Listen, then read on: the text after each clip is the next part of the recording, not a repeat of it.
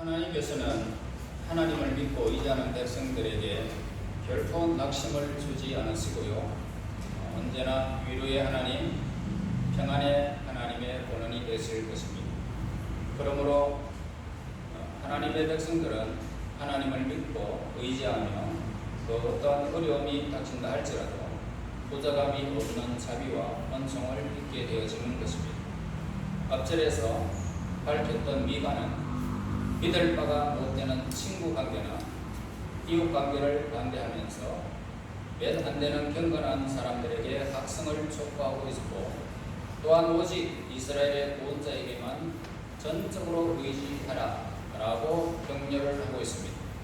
이제 오늘 이 본문의 말씀에 나타나고 있는 바를 저와 여러분이 같이 생각하고자 합니다. 먼저 본문에서 미가 선지자의 혈의가 나타나고 있는데요. 7절 보겠습니다. 오직 나는 여호와를 우러러보며 나를 구원하시는 하나님을 바라보나니. 이러한 신앙적 결심은 선지자가 지닌 신앙 인격으로 말미암은 것으로 결정과 뛰어난 결과임을 우리에게 밝혀주고 있습니다. 그 결심이 뭐냐면 그의 심령이 신실하고 은혜로 충만해 있음을 나타내는 것으로서 신앙인의 능동적 성격과 인내하는 소망의 자세를 다 함께 보여주고 있는 것입니다. 신앙의 인격과 능동적인 면모라는 것이 뭐냐면 하나님을 바라본다 함을 일컫는 것입니다. 그러니까 바라본다는 것은 마음의 격렬한 작용에 의한 것으로서 자기 신뢰에 대한 거부와 함께 하나님의 완전하심과 그 약속들에 대한 온전한 믿음을 의미하고 있는 것입니다. 또한 그것을 하나님을 섬기고자 하는 전적인 헌신의 심령을 뜻하기도 한 것입니다. 그래서 하나님을 바라보는 것입니다. 그리고 그의 인내하는 소망의 자세라는 것이 뭐냐면 나를 구원하신 하나님을 바라보나니. 7절에서 말하죠. 진정한 신앙이 뭐냐? 실천적으로 경건을 반드시 그 경건이 함께 뒤따른다는 것입니다. 실천적인 행동에서 경건이 뒤따른다. 자, 우리가 하나님을 믿고 있다면 우리는 뜨거운 헌신의 활동, 그 자체 노력을 말하는 것이 결코 아닙니다. 자, 실천적인 경건이 뭐냐면 복음에 나타난 모든 신자의 의무, 규범, 충실히 이행하면서 구원의 축복을 추구하는 생생한 심령의 상태를 말하고 있습니다. 우리는 하나님이 약속하신 모든 것들에 대해서 신뢰하고 인내로서 추구해 나가는 가운데 겸손히 하나님을 바라보아야 한다 이 말입니다.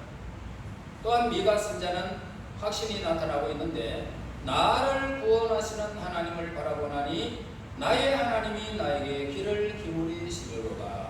자, 이것은 겸손한 확신에서 나오는 그런 고백입니다. 진정한 경건이 뭡니까? 그 자체로서 분명한 증거가 되어지는데 나의 하나님, 나의 하나님, 이 호칭에 나타난 청량할 수 없는 하나님의 은총을 고백하고 있는 것입니다. 그러니까 이것은 바로 새로운 언약인데 곧 에레미야 26장 17절에 이렇게 말씀합니다. 나는 너희 중에 행하여 너희의 하나님이 되고 너희는 내 백성이 될 것이다. 자, 이 말씀에 나타난 명백한 약속이 내포하고 있습니다. 자, 이것은 뭐냐면 모든 성도들의 체험 속에서 나타나는 행위를 말하고 있습니다. 하나님은 단지 창조주와 보존자라는 자연적 관계성 속에서만 아니라 그의 구원의 언약과 은총이라는 특수한 관계성 속에서 또한 우리의 하나님이 되시는 것입니다. 창조하여 그 세계만 움직이시는 하나님이 아니라 구원의 은총과 언약을 받은 우리 하나님의 백성들이 들과 함께 하시는 우리 하나님이라는 것입니다. 또한 이로 형언할 수 없는, 행할 길이 없는 이 신자의 특권에 대해서 말하고 있는데 7절에서 나를 구원하신 하나님을 바라보나니. 자, 이것은 신자의 특권에 대해서 말합니다. 신자가 아니면 하나님을 바라볼 수 없습니다. 그러니까 미가 선자는 하나님의 자비를 입었고 하나님의 구원의 능력에 동참된 자였다는 것이죠. 그러나 그는 하나님께서 벌써 시작하셨던 구속 사역의 보다 완전한 성취를 여전히 믿음으로 바라보고 있었던 것입니다. 자, 이처럼 모든 의인들은요, 현재 이루어지고 있는 구원의 역사의 수혜자요, 또한 앞으로 영원히 누려야 할 이 생명의 상속자라는 것입니다. 그리고 미가 선자의 이 고무된 신앙 자세의 본문에서 또 나타나고 있는데, 나의 하나님이 7절에 나에게 귀를 기울이시리로다. 이러한 신념이 뭐냐? 그 자신에게 이루 말로 표현할 수 없는 위로를 허락해 주신다는 겁니다. 그러니까 귀를 기울인다는 것은 응답해 주신다는 말이죠. 반역적인 유대인들은 그의 메시지를 거부하였지만 선지자는 자기의 하나님께서 그의 경건한 혼신적 삶의 자세에 대해서 은혜롭게 응답하시는 것이다 라고 하는 것을 알게 되어졌으므로 선지자들은 즐거워했던 것입니다. 다음은 그에게 위로가 격려가 되는 그 내용들인데, 먼저 하나님과의 영적인 교제입니다. 성부와 함께 가지는, 그리고 그 외아들 예수 그리스도와 함께 가지는 교제야말로 하나님의 모든 백성들이 누리는 최상의 특권이 아닐 수가 없습니다. 자, 하나님과 예수 그리스도와 교제하는 것, 이것이 바로 성도의 최고의 특권입니다. 자, 그래서 이 성도들은 하나님의 성호를 부르게 됩니다. 그 모든 은총을 기리는 것을 자신들의 마땅한 본분으로 여겨야 할 뿐만 아니라 또한 자신들의 최상의 영광으로 여겨야 하는 것입니다. 여러분, 찬송할 때 하나님을 향하여 찬송하게 됩니다. 이 찬송은 구원받은 사람만이 나오는 최상의 악기라는 거예요. 우리가 하나님을 찬양할 때에 최상의 악기가 바로 우리의 몸과 마음과 입술로 통해서 나오는 그런 찬양인 것입니다. 이 구원받은 사람만이 이루어집니다. 좋은 악기는요, 좋은 음성을 나타내는 것입니다. 얼마나 비싼지 모릅니다, 좋은 악기는. 그런데 우리는 그 악기와 달리 이 세상에는 하나님 보시기에 나 하나밖에 없는 악기라는 겁니다. 그렇게 저와 여러분들이 찬양을 할 때에 목소리가 좋든 나쁘든 관계가 없습니다. 나만의 하나님께로 향하는 이 아름다운 교제, 얼마나 귀한지 모릅니다. 최고의 영광입니다. 그리고 하나님께서 응답하시겠다라는 기대를 보게 되는데, 7절에서 나의 하나님이 나에게 귀를 기울이시리로다. 자, 그는 자신의 확신에 있어서 지나치게 치우쳤던 것이 아니었습니다. 그는 성경의 약속들에 의존하게 되어졌고, 그는 체험적 증거를 지니고 있었습니다. 하나님의 약속과 그 선하심은 우리의 확신을 더욱 강화시켜줄 뿐만 아니라 우리로 하여금 감사하고 찬양하는 자세를 지니도록 하고 있는 것입니다. 그러므로 우리는 세속적 행복을 신뢰하는 어리석음을 반성을 하고요. 여러분들에게 지금 앞으로 다가올 모든 일에 씀씀이가 많다 할지라도 걱정 안 해야 됩니다.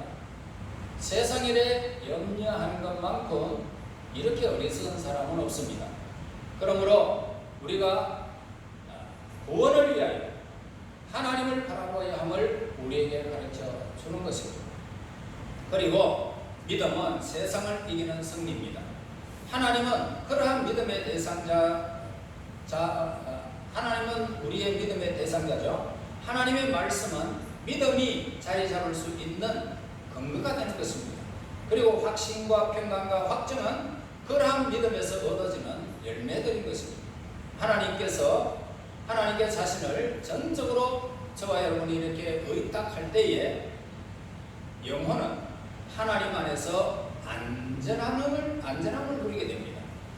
이런 영혼은 그 내부로부터 그리고 나 외부로부터 그 어떤 공격을 받아도 끄떡없이 유지될 수 있는 것입니다. 그래서 이런 영혼은 가장 힘든 상황 가운데서도 승리를 얻을 수 있을 것이고, 성난 파도가 휘몰아치는 폭풍의 바다 가운데서도 조금도 흔들림이 없는 든든한 바위에 의지하듯이 든든하게 그의 믿음이 우리의 삶을 지켜주는 것입니다. 어떤 형편과 처지 중에서도 하나님을 향한 우리의 신앙은 흔들어 놓을 것이라고는 이 세상 어떤 피조물도 아무것도 없다라고 오늘 성경은 우리에게 분명히 가르쳐주고 있습니다. 하나님께 대한 불신의 삭은 믿음의 사람들에게는 없습니다. 어떤 시련이 닥쳐온다 할지라도 그 모든 어려움 속에서 신앙을 굳게 지킬 수 있도록 위대한 하나님의 말씀의 진리를 저와 여러분들이 지니고 있다면 어떤 일들이 우리의 삶을 흔든다 할지라도 시험에 드는 일은 없을 것입니다.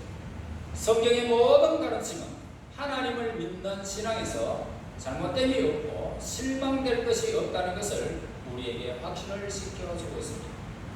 그러므로 하나님의 신적인 권능에 근거를 둘 때 우리의 영혼은 확신을 얻게 되어질 것이고 그것을 유지시켜 나갈 수가 있는 하나님의 능력, 성령의 인도가 우리에게 있을 것입니다. 하나님은 스스로 계시는 분이십니다.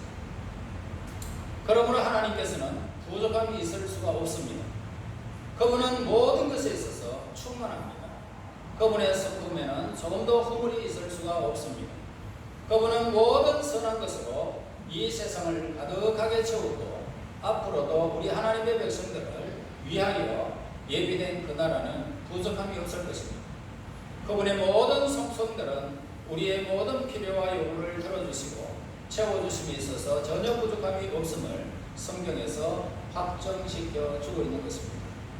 하나님은 하나님을 찾는 모든 이들에게 필요한 것을 공급해 주실 것을 절대로 우리에게 보증해 주시고 약속해 주고 계십니다. 그러므로 저와 여러분 이 땅 위에 기름이 고갈된다 할지라도 대체 에너지를 하나님이 또 예비해 주시고 그 대체 에너지가 또 잘못되어졌다 해도 또 다른 대체 에너지를 하나님은 무한히 공급하시는 하나님의 풍성함은 이런 말로 우리는 표현이 될 수가 없을 것입니다. 또한 하나님과 우리와의 관계성을 깨달음으로써 우리의 영혼을 확신을 얻을 수가 있는데 7절에 또 말씀하죠. 나의 하나님이 나에게 귀를 기울이시리로다. 하나님이 살아계시다는 것을 믿는 것이 신앙의 본분과 마찬가지로 하나님을 나의 하나님으로 믿는 것 역시 신앙의 본분이라 할 것이고 말씀을 통해서 우리에게 자신에 관하여 보여주시는 바 오로지 하나님의 계시는 하나님의 백성들을 돌보시는 사역과 관련되어 있는 것입니다. 8절 보겠습니다. 나의 대적이여 나로 말미암아 기뻐하지 말지어다. 나는 엎드러질지라도 일어날 것이요 어두운 데 앉을지라도 여호와께서 나의 빛이 되실 것이니로다. 우리가 어려움에 처해 있을 때에 오히려 신앙의 새로운 확신과 용기를 얻을 수 있다는 역설적인 내용이 들어있습니다. 여기서 좀 더 미가 선자의 심령을 헤아려 볼 수가 있는데 본문에 제시되어 있는 미가 선자의 갈등이라는 것은 어떤 것일까? 그의 어투는 아주 여기에서 매우 강한 모습을 보게 됩니다. 그리고 그의 생생한 상황을 상기시켜주는 바가 있는데 그 상황이란 물론 슬픈 것이긴 하지만 그렇다고 해서 절망적인 것이 되지 않는 것입니다. 왜냐하면 그러한 상황 속에서 오히려 하나님 안에서 소망과 용기를 새롭게 얻을 수 있는 그런 기회가 되기 때문이라는 것입니다. 여러분, 우리는 여기서 한 선지자의 심령 속에서 벌어지고 있는 정신적 투쟁에 대해서 생각하고 있습니다. 그런데 그가 겪고 있는 정신적 투쟁은 뭐냐면 곧 우리 모두에게도 적용되어지는 것이기도 한 것입니다. 그런 투쟁이 항상 일어나는 것은 아니라 할지라도 때때로 틀림없이 우리 주변에 발생할 수밖에 없는 것입니다. 어떤 그리스도인들은 다음과 같은 잘못된 생각을 가질 수 있다. 즉 자신이 그리스도인이기 때문에 타인으로 인한 모든 유혹과 악한 시험에서 저절로 면제될 수 있다라고 잘못 기대하고 있는 사람들이 있습니다. 그렇다면 이러한 정신적 갈등의 원인이 뭘까? 이러한 정신적 갈등의 원인은 세 가지로 말할 수 있는데요. 곧 세상과 악마와 죽음이라는 것입니다. 이러한 정신적 갈등 중에서 가장 크고도 지속적인 것이 있는데 그것은 아마도 죽음에 대한 갈등일 것입니다. 죽음에 대한 두려움은 자연스러운 것입니다. 그러한 두려움은 아마도 사람으로 하여금 거룩한 하나님의 존전으로 감히 뛰어들지 못하게 막고 있는 것입니다. 위로부터 심어진 한 원칙이라는 것입니다. 왜냐하면 죄 때문에 인간이 죄 때문에 사망이 선고되어졌기 때문입니다. 그리고 우리 신자들도 불신자들과 마찬가지로 그러한 두려움에 늘 노출되어 있다는 것입니다. 여러분, 많은 사람들이 신앙으로 하늘나라로 빨리 가고 싶고 천국에 빨리 가고 싶다 그래도요, 죽으라 하면 안 죽습니다. 좀 더 살고 죽고 싶어 합니다. 왜냐하면 죽음에 대한 두려움이 있기 때문입니다. 14절 살림에 홀로 거주하는 주의 기업에 양떼를 먹이시되 라고 말씀하고 있죠. 자, 이는 그들이 겪고 있는 상황과 처지에서 알 수 있습니다. 그러한 상황 속에서 그들이 해야 할 바 첫째 사항은 하나님의 영광을 대변하는 것이고 그의 사랑과 신실함을 증거하는 것이었고, 두 번째는 사항은 하나님의 관심사를 대변하는 것이었습니다. 그리고 하나님의 긍휼히 여기심을 대해서 증거하는 것입니다. 그래서 살림 속에서 이 말은 곤란한 지경에 갇혀있는 상태를 의미하는 것으로서 그들은 그러한 상황에서 하나님의 긍휼하심을 바라보아야 할 존재들이라는 것입니다. 그래서 어떤 시련이 닥쳐온다 할지라도 그 모든 어려움 속에서는 신앙을 굳게 지킬 수 있도록 위대한 말씀의 진리를 지니고 있는 우리 모두 이제 뭐라고 말하고 있습니까? 하나님을 바라보라는 것입니다. 하나님을 바라봐라. 자, 이런 살림 속에서 있고 수많은 어려움 속에 있다 할지라도 하나님을 바라보아라. 하나님을 바라보아라. 거기에 소망이 있고 응답이 있고 우리의 평안이 있고 하나님을 바라보는 자에게 우리의 삶이 온전히 어떤 것도 흔들 수 없는 위대한 하나님의 손길이 있다는 사실을 우리에게 가르쳐주면서 하나님을 바라보라는 것입니다. 믿음의 경주를 지속해야 되겠죠? 어떻게 해요? 하나님을 바라보면서 믿음의 경주를 지속하여 최후 승리 얻는 그날까지 하나님을 바라보며 믿음의 승리를 이루시기를 예수 이름으로 축원합니다. 하나님 감사합니다. 하나님을 바라보는 믿음의 사람들이 되기를 원합니다. 이 세상의 수많은 일들이 우리를 유혹한다 할지라도 하나님을 바라보게 하옵소서. 특별히 살림 속에서 수많은 얽힌 삶 속에서도 우리 하나님을 바라보며 해결의 실마리를 깨닫고 하나님 앞에 다시금 새로운 용기를 얻고 능력을 얻고 시험에 들지 않도록 인도해 주시는 하나님의 그 놀라운 손길에 저희들의 삶이 있도록 인도하여 주시옵소서. 하나님을 바라보며 믿음의 경주를 지속하여 하나님의 은총 가운데 있기를 간절히 소원하옵고 예수님 이름으로 기도하옵나이다. 아멘.